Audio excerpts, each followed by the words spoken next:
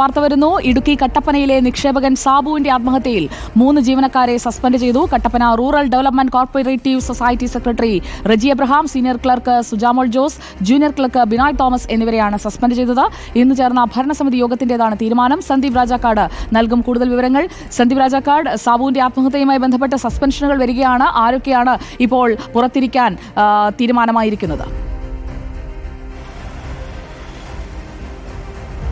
സുജ പാർവതി, ഈ ബാങ്കിൻ്റെ സെക്രട്ടറി ആയിട്ടുള്ള റെജി എബ്രഹാം, അതുപോലെ തന്നെ സുജാമോൾ ജോയി, ബിനോയ് ജോയ്സ് എന്നിവരെയാണ് ഇപ്പോൾ സസ്പെൻഡ് ചെയ്തിരിക്കുന്നത് എന്നുള്ളതാണ് നമുക്ക് മനസ്സിലാക്കാൻ സാധിക്കുന്നത്. ബാങ്കിൻ്റെ ഭരണസമിതി അടിയന്തരമായി യോഗം ചേർന്നാണ് ഇത്തരത്തിലൊരു നടപടി എടുത്തിരിക്കുന്നത്. ബാങ്കിൻ്റെ ഡയറക്ടറുടെ യോഗം ഉടൻ ചേരും എന്നൊക്കെ പറഞ്ഞിരുന്നെങ്കിൽ പോലും വളരെ രഹസ്യമായി തന്നെ യോഗം ചേർന്നതിന് ശേഷം നടപടിയിലേക്ക് കടക്കുകയായിരുന്നു. ഈ ബാങ്ക് ജീവനക്കാർക്കെതിരെ നടപടി എടുക്കുന്നില്ല എന്നതിനെ സംബന്ധിച്ച് വലിയ രീതിയിലുള്ള ആരോപണവും പ്രതിഷേധവും ഉയർന്നിരുന്നു. അതിൻ്റെ പശ്ചാത്തലത്തിൽ കൂടിയായിരിക്കണം ഇത്തരത്തിൽ ബാങ്ക് പ്രസിഡന്റിൻ്റെ നേതൃത്വത്തിൽ അധ്യക്ഷതയിൽ യോഗം ചേരുകയും പിന്നീട് നടപടിയിലേക്ക് കടക്കുകയും ചെയ്തിരിക്കുന്നത്. അന്വേഷണ വിധേയമായി ഇപ്പോൾ സസ്പെൻഡ് ചെയ്തിരിക്കുന്നു എന്നുള്ളതാണ് നമുക്ക് മനസ്സിലാക്കാൻ സാധിച്ചിരിക്കുന്നത്. ബാങ്ക് അതൊരു വാർത്താക്കുറിപ്പായി അറിയിക്കുകയായിരുന്നു.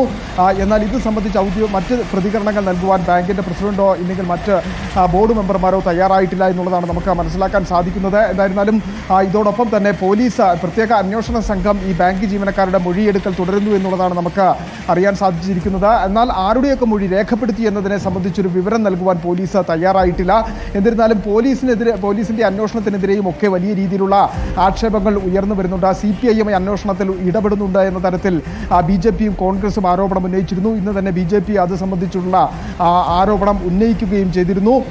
നോബിൾ മാത്യു ന്യൂനപക്ഷ മോർച്ചയുടെ ദേശീയ വൈസ് പ്രസിഡന്റ് ഇന്ന് നേരിട്ട് വീട്ടിലെത്തി സന്ദർശനം നടത്തി മടങ്ങുന്നതിനിടയിൽ അദ്ദേഹം വ്യക്തമാക്കിയത് വലിയ രീതിയിൽ കട്ടപ്പന CIയും ഒപ്പം തന്നെ തങ്കമണി CIയും ഈ കേസ് അന്വേഷിച്ചുകൊണ്ട് കാര്യമില്ല, CPM കേസ് അന്വേഷണത്തിൽ ഇടപെടുന്നുണ്ട്, ക്രൈംബ്രാഞ്ച് അന്വേഷണമാണ് ആവശ്യം എന്നതടക്കമുള്ള ആരോപണങ്ങൾ ഉയരുന്നു. പ്രതിഷേധം വീണ്ടും തുടരുവാൻ വേണ്ടി കോൺഗ്രസ് തീരുമാനമെടുത്തിരിക്കുന്നു.